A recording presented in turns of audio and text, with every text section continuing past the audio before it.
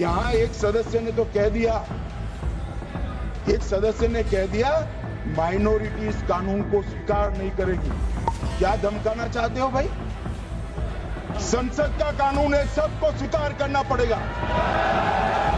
मैं गांधी की तरह इस कानून को फाड़ता हूं। ये अनकॉन्स्टिट्यूशनल है सर। इस देश में झगड़े पैदा करने का काम बीजेपी करना चाहती है। तो ये जो बात कह रहे कि ये बिल असंवैधानिक है, असंवैधानिक काम तो उन्होंने किया है जो बिल फाड़ने का काम किया है। आज मैं पूछना चाहता हूँ, आज किस लिए बिल फाड़ दिया? हम इस देश के दुश्मन नहीं, हम इस देश में नौकर भी नहीं है, हम इस देश के मालिक हैं। सर बेट द्वारका के 2 द्वीपों पर दावा ठोक दिया है। क्या भगवान कृष्ण से पहले इस्लाम धर्म आ गया था क्या? भारतीय जनता पार्टी के अंदर मुकाबला चल रहा है कि खराब हिंदू कौन बड़ा है। मैं इस्लामिक देशों का नाम पढ़ूंगा जहां वक्त का वजूद नहीं है, तुर्की में नहीं है, लीबिया में नहीं है, इजिप्ट में नहीं है, सूडान में नहीं है, लेबनान में नहीं है, सीरिया में नहीं है, जॉर्डन में नहीं है, तुनीसिया में नहीं है, इराक में नहीं है। क्या आपको पता है कहां इनकी डबल इंजन की सरकार ने लोगों को रास्ते पे ईद का नमाज भी पढ़ने नहीं दिया? और ये बात करेंगे कोई भी फैसला मान्यवर कायदे की कोर्ट से बाहर कैसे हो सकता है? कोई भी फैसला हो, ये देश की अदालत वो फैसले तक रुचि नहीं रखेगी। नागरिक ग्रीवेंसेस लेकर कहां जाएंगे? जिसकी भूमि हड़प कर ली गई वो कहां जाएगा? ऐसा नहीं चलेगा।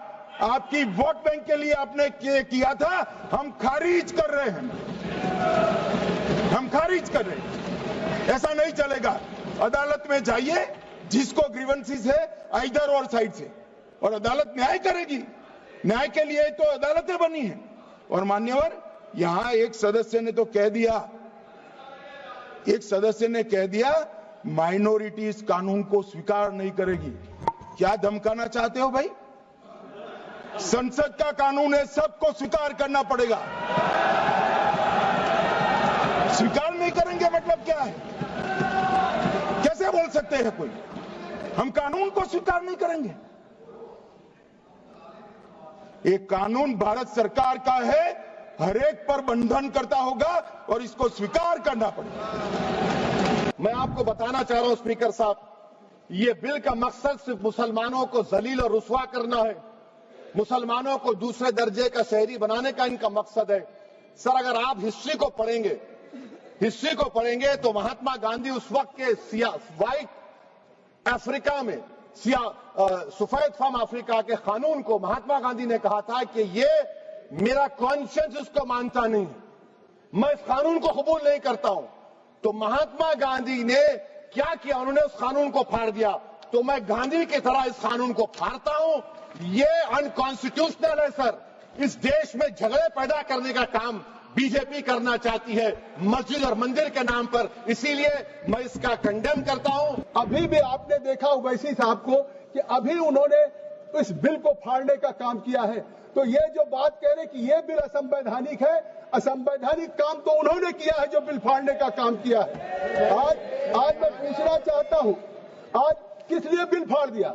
उन्होंने कहा, चले गए, मैं पूछना चाहता हूं, उन्होंने कहा कि हमारी 123 प्रॉपर्टी है और साहब हमारे पास डीड नहीं है, उस डीड को हम कैसे देंगे? हमारी प्रॉपर्टी तो मिलेगी नहीं। मैं कहना चाहता हूं 123 प्रॉपर्टी है, बिल्कुल है। ये 123 प्रॉपर्टी किसकी है? ये हमारे जमाने की नहीं है। जब ब्रिटिशर्स ने, अंग्रेजों ने हिंदुस्तान की राजधानी को कोलकाता से दिल्ली बनाने का फैसला किया और 1911 में जब उन्होंने यहाँ के लुटियन जोन्स की लैंड को एक्वायर किया, लैंड एक्वायर करने के बाद ड्यूली कंपनसेशन दिया और अधिग्रहण कर लिया। और 1911 जो अधिग्रहण ब्रिटिश सरकार ने किया, अखिलेश जी आप भी मुख्यमंत्री रहे हैं, अगर कोई सरकार किसी जमीन का अधिग्रहण कर ले तो फिर उस जमीन को डीनोटिफाई करके किसी को दे नहीं सकती है। यह पहली बार कांग्रेस सरकार ने डीनोटिफाई करके देने का काम किया। मैं पूछना चाहता हूं, अगर आपके पास डॉक्यूमेंट नहीं है, मैं पूछना चाहता हूं कि अगर डॉक्यूमेंट नहीं है, हमारे जेपीसी के मेंबर लोग बैठे हुए, मैं पूछना चाहता हूं ये तुष्टीकरण नहीं तो और क्या था?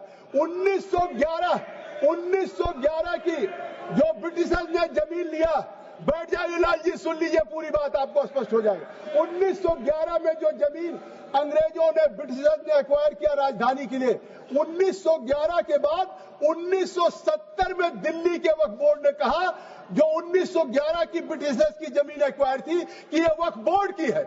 1970 में तो वो जो सेक्शन 40 की बात हो रही है, ये शायद देश में नहीं दुनिया में किसी को अधिकार नहीं होगा कि जो ब्रिटिश एक्वायर करके कंपनसेशन दे गए हो, उसको 57 सालों के बाद वक्फ बोर्ड कह दे ये वक्फ की जमीन है, और उसके बाद ये कह रहे हैं हमें मिल नहीं रहे वैसी साहब। माननीय अल्पसंख्यक मंत्री जी कह रहे थे कि विपक्ष गुमराह कर रहा है, बल्कि हकीकत यह है विपक्ष गुमराह नहीं कर रहा इस बिल के ऊपर, बल्कि आप लोग गुमराह कर रहे हैं। आप लोग गुमराह कर रहे हैं इस सदन को, आप लोग गुमराह कर रहे हैं इस समाज को, इस देश को। आपकी सरकार का नारा था का सबका साथ सबका विकास। मैं पूछना चाहता हूं, ये आपका नारा खोखला है। मुस्लिम समाज को टारगेट करके नुकसान पहुंचाने की आपकी मंशा साफ हो गई है। माननीय गृह मंत्री जी श्री अमित शाह साहब भी यहाँ बैठे हुए हैं। मैं कहना चाहता हूं कि माननीय अल्पसंख्यक मंत्री जी कह रहे थे कि जब वो चुनाव में गए थे तो उनसे कहा गया कि वक्फ बिल को लेकर के आया जाए, इसलिए लाए हैं। तो चुनाव के समय तो उनसे ये भी कहा गया था कि 2 करोड़ रोजगार दिया जाए, महंगाई कम की जाए, भ्रष्टाचार कम किया जाए। हमारे लोगों को उस चीज की जरूरत है, वो क्यों नहीं देते? मैं कहना चाहता हूं कि इस देश का मुसलमान दुश्मन नहीं है, इस देश का मुसलमान वफादार है, इस देश की तरक्की चाहता है, इस देश का विकास चाहता है। और हमारे बुजुर्गों ने लाखों की तादाद में इस देश को आजाद कराने के समय अपनी जान माल की कुर्बानियां देकर के साबित किया था। देश का जब बंटवारा किया था माननीय अध्यक्ष जी, तो उस वक्त अगर जो मुसलमानों को प्यार था पाकिस्तान से वो चले गए, जिनको इस हिंदुस्तान से प्यार था, वफा थी, वो आज इस हिंदुस्तान के अंदर है। हम इस देश के दुश्मन नहीं, हम इस देश में नौकर भी नहीं हैं, हम इस देश के मालिक हैं। और हम चाहते हैं कि सब लोग मिलकर के, सारे धर्मों के लोग मिलकर के इस देश की तरक्की की बात करें। सर, बेट द्वारका के 2 द्वीपों पर दावा ठोक दिया है। क्या भगवान कृष्ण से पहले इस्लाम धर्म आ गया था? क्या भगवान कृष्ण से पहले इस्लाम धर्म आ गया था? सर, यही नहीं, कल क्या आनंद भवन और नेशनल हेरिटेज पर आकर मैंने अभी बार सुना था कि आनंद भवन और नेशनल हेरिटेज पर वक्फ बोर्ड अपना दावा ठोकने वाले हैं, तो दे दोगे क्या? और यही नहीं सर, एएसआई संरक्षित स्मारकों पर भी सर यही नहीं सर, कर्नाटक में 53 ऐतिहासिक स्मारकों को वक्फ संपत्ति घोषित कर दिया है। अध्यक्ष महोदय, मैं कहना चाहता हूं, ये जो बिल लाया जा रहा है, भारतीय जनता पार्टी में एक मुकाबला चल रहा है। भारतीय जनता पार्टी के अंदर मुकाबला चल रहा है कि खराब हिंदू कौन बड़ा है। और ये बात अध्यक्ष महोदय मैं ऐसे ही नहीं कह रहा हूं। जो पार्टी ये कहती हो कि दुनिया की सबसे बड़ी पार्टी है, अध्यक्ष महोदय वो अपना राष्ट्रीय अध्यक्ष नहीं चुन पाए अभी तक।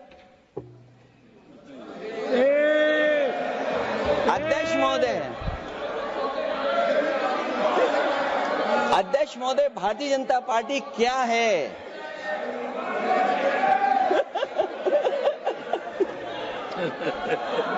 जी, मैं अखिलेश जी ने बहुत हंसते हंसते कहा है, इसको हंसते हंसते जवाब देना। इस सामने जितनी पार्टियां हैं उनका राष्ट्रीय अध्यक्ष उन 5 लोगों को ही चुनना है परिवार के।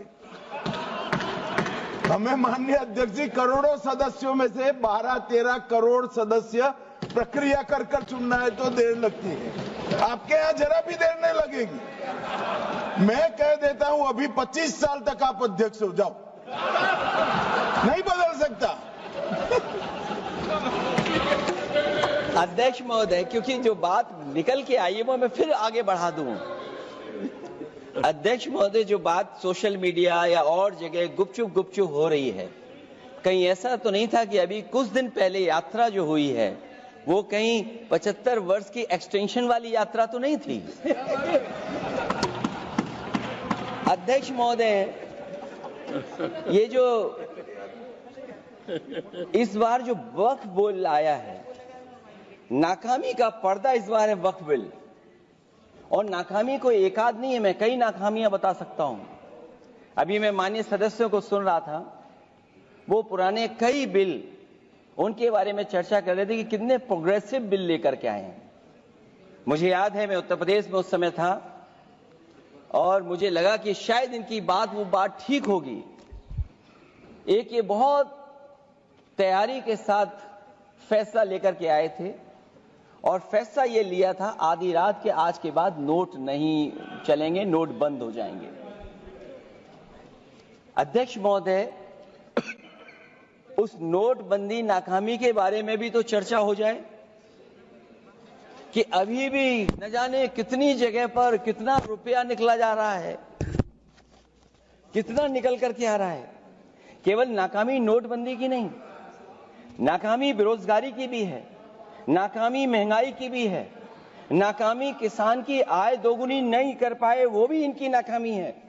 मुझे याद है एक माननीय मंत्री जी पूरे देश की नदियों के बारे में बीओडी बता रहे थे, लेकिन माननीय मंत्री जी ये भूल गए कि उनके शहर में, उनके क्षेत्र की जो नदी है उसकी बीओडी क्या है। गंगा क्या साफ हो गई, यमुना क्या साफ हो गई, स्मार्ट सिटी क्या बन गई, क्या गोद लिए हुए गांव इन्होंने गोद से उतार दिए, उनकी क्या दुर्दशा है। क्या वक्फ प्रॉपर्टी इस्लामिक देशों में है? मैं इस्लामिक देशों का नाम पढ़ूंगा जहां वक्फ का वजूद नहीं है। तुर्की में नहीं है, लीबिया में नहीं है, इजिप्ट में नहीं है, सूडान में नहीं है, लेबनान में नहीं है, सीरिया में नहीं है, जॉर्डन में नहीं है, तुनीसिया में नहीं है, इराक में नहीं है। भारतवर्ष में वक्फ बोर्ड है। वक्फ प्रॉपर्टी को कानूनन सुरक्षा, लीगल प्रोटेक्शन दिया गया है। उसके बाद भी हंगामा क्यों है बरपा? उसके बाद भी हंगामा क्यों है बरपा? मैं पूछना चाहता हूं, क्या गुनाह है मोदी जी का? क्या गुनाह है हमारा? हमारा गुनाह सिर्फ इतना है कि हम सबका साथ चाहते हैं, हम आगा खानियों का साथ चाहते हैं, हाँ हम बोहरा समाज का साथ चाहते हैं, हम पसमानदा समाज का जो पिछड़ा वर्ग है मुसलमान समाज में उसका साथ चाहते हैं, हाँ हम चाहते हैं महिलाओं का रिप्रेजेंटेशन और प्रतिनिधित्व हो। क्या ये गलती है? क्या मोदी जी गलती कर रहे हैं? आप बताइए। हम सबका विकास चाहते हैं, हम चाहते हैं वक्फ औलाद के अंतर्गत जब आपकी फैमिली लाइन समाप्त होती हो उस समय अगर एक बेवा हो, उस समय यदि तलाकशुदा महिला हो, उसको नजरअंदाज करते हुए किसी भी कीमत पर प्रॉपर्टी जो है वो वक्फ पे पास नहीं जानी चाहिए। ये इस सरकार का इस बिल के द्वारा 4 इनके मूल उद्देश्य। पहला मूल उद्देश्य है कि संविधान को कमजोर करना, टू डाइल्यूट द कॉन्स्टिट्यूशन। इनका दूसरा उद्देश्य है भ्रम फैलाना, to defame the minority communities of India. इनका तीसरा उद्देश्य है to divide the Indian society. हमेशा एक हमारे बीच में एक लिटिगेशन चलता रहे, मसला और बढ़ता जाए, ये उनका उद्देश्य है। और चौथा इनका उद्देश्य डाइल्यूट, डिफेम, डिवाइड, और चौथा इनका उद्देश्य है to disenfranchise the minority communities. आज माइनॉरिटी कम्युनिटीज के प्रति अपनी संवेदना जता रहे हैं। सर, कुछ हफ्ते पहले देश में विभिन्न जगहों में लोगों ने ईद की शुभकामनाएं एक दूसरे को दी, और क्या आपको पता है कहां इनकी डबल इंजन की सरकार ने लोगों को रास्ते पे ईद का नमाज भी पढ़ने नहीं दिया। और ये बात करेंगे आप अल्पसंख्यकों के प्रति अपनी संवेदना जताते हैं। मैं पूछना चाहता हूं कि आपके लोकसभा में कितने एमपीज अल्पसंख्यक हैं? पहले उसका विवरण दीजिए और फिर हमें बताइए कि आपके दिल में कितना संवेदना है। सर, मेरा तो मैंने जिस दिन भी ये बिल इंट्रोड्यूस हुआ उस दिन भी आदरणीय मंत्री को मैंने सुना और आज भी मैंने उनको सुना। जिस दिन उन्होंने इंट्रोड्यूस किया उस दिन भी अगर आप उनका स्टेटमेंट पढ़े तो उन्होंने कहा कि इसको बिल लाने से पहले बहुत विस्तार रूप से इस बिल की लाने के लिए चर्चा हुई थी। सर, पूरा का पूरा मिसलीडिंग। 2023 में सर सरकार 24 में आई, ये खुद 24 के बीच में इन्होंने अपना बिल लाया। 23 सन के वर्ष में 4 बार माइनॉरिटी अफेयर्स कमेटी की बैठक हुई। मुंबई में हुई 13 जुलाई, दिल्ली में हुई 21 जुलाई को, लखनऊ में हुआ 24 जुलाई को, दिल्ली में 2 बार हुआ 20 सितंबर और 7 नवंबर को। मैं आदरणीय सरकार से दरखास्त करूंगा कि इन 5 सरकारी जो मीटिंग हुई मिनिस्ट्री ऑफ माइनॉरिटी अफेयर्स का, उनका मिनट